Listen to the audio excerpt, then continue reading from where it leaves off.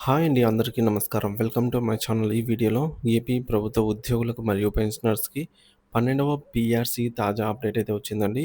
మరి 12వ PRC update ఏంటి? అలాగే ఫిట్‌మెంట్ 23% లేదా 40% ఎంత ఉండవచ్చు?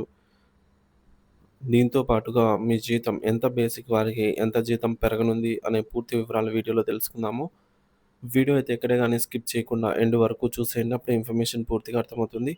అలాగే వీడియో చూస్తున్న ప్రతి ఒక్కరు వీడియోకైతే లైక్ చేయండి ఫ్రెండ్స్. ఈ వీడియోని తోటి ఉద్యోగ, పెన్షన్ మిత్రులతో అయితే షేర్ చేయండి.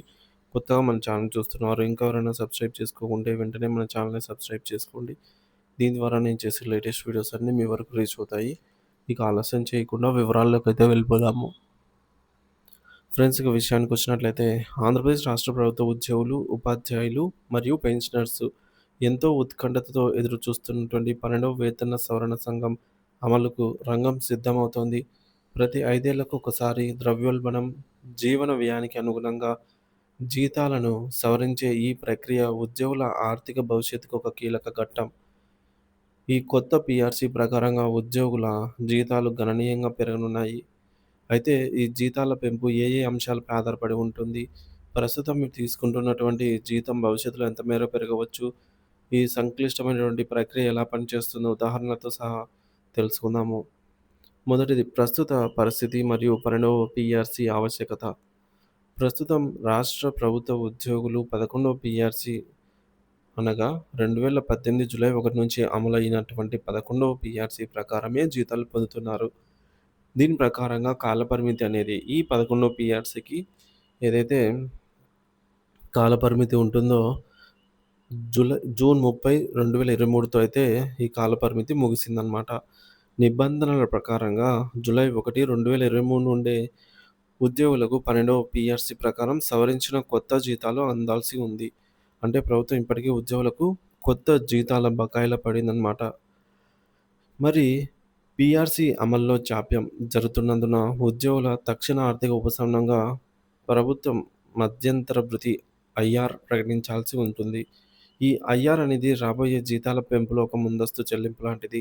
ఇది తుది పీఆర్సీ ఉత్తర్వులు వెలువడ్డాక ఈ ఐఆర్ మొత్తాన్ని బకాయిల్లో సర్దుబాటు చేస్తారు. ప్రస్తుతం ఉద్యోగులందరూ ఐఆర్ ప్రకటన కోసం ఆశగా ఎదురుచూస్తున్నారు.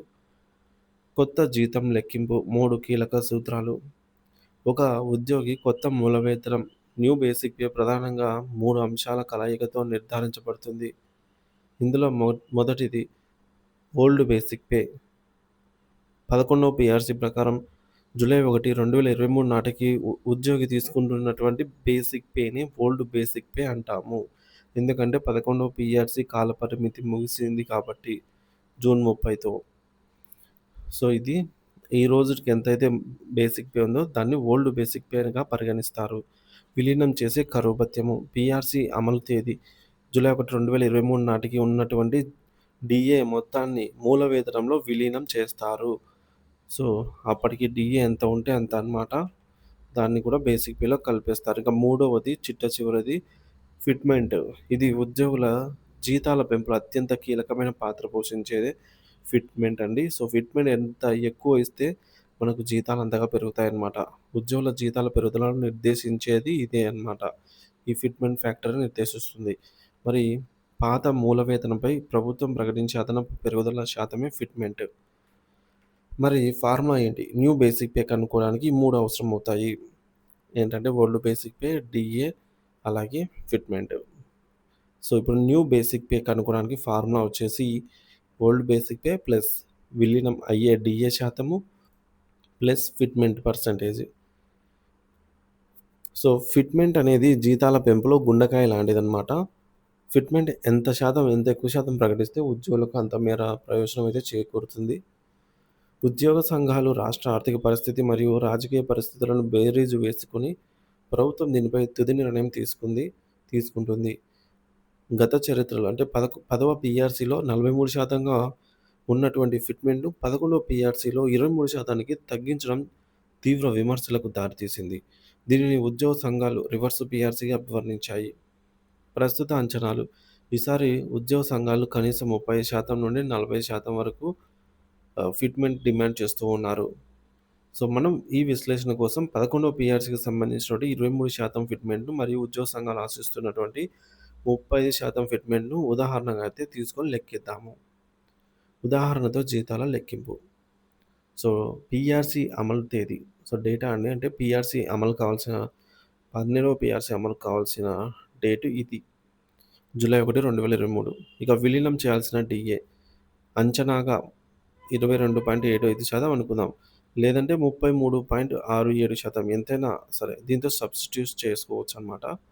ఇక ఉదాహరణకు మనం అటెండర్ స్థాయి ఉద్యోగిని తీసుకుందాం. తక్కువలో తక్కువ రూ. 20,000 బేసిక్ పే ఉంటుంది. 11వ పీఆర్సీ ప్రకారంగా ఈ ఉద్యోగి యొక్క పాత ఓల్డ్ బేసిక్ పే అనేది 20,000, ఇంకా డీఏ 22.75% అనుకున్నాము. మనం ఎంత అనుకుంటే అంత పర్సెంటేజ మనము ఇక్కడ ఎంటర్ చేస్తే సరిపోతుందన్నమాట ఈ ఫార్ములాలో. సో, ఇక్కడ 22.75% గాను రూ. 4,550 వచ్చింది. ఇక ఫిట్‌మెంట్. ఇక్కడ ఫిట్‌మెంట్ మనం 2 విధాలుగా అనుకుందాము. సో, గత పీఆర్సీ ప్రకారం 11వ పీఆర్సీ ప్రకారం ప్రకటిస్తే 23% లేదు ఉద్యోగ పెన్షనర్స్ ఆశిస్తున్న ఫిట్‌మెంట్ ఇస్తే 30% అవుతుంది. సో, 11 పీఆర్సీ ప్రకారంగానే ఇచ్చారనుకుంటే 4,600 అవుతుంది. లేదు ఉద్యోగులు ఆశించినంత ఇచ్చారంటే రూ. 7,000 అవుతుందనమాట. 20,000 బేసిక్ పే వరకి. ఇక దీనికి మనకు ఫార్ములా తెలిసిందే. సో, ఈ మూడిటిని కలిపితే వచ్చేదాన్ని న్యూ బేసిక్ పే అంటాము. ఇకపోతే 23%తో 11 పీఆర్సీ ద్వారా వచ్చినటువంటి సేమ్ అంతే ఫిట్‌మెంట్ ఇస్తే రూ. 29,150 అవుతుంది. లేదు ఉద్యోగులు ఆశించినటువంటి ఫిట్‌మెంట్ 30% ఇచ్చినట్లయితే మనం ఈ మూడిటిని కూడగా సో, ఇది బేసిక్ పే, ఇది డీఏ విలీనమయ్యే డీఏ, ఇదొచ్చేసి ఫిట్‌మెంట్. సో, గరిష్టంగా రూ. 31,550 అయితే అవుతుంది. ఈ మొత్తాన్ని కొత్త మాస్టర్ స్కేల్‌లో సమీప తదుపరి స్టేజ్‌కి అయితే స్థిరీకరిస్తారు.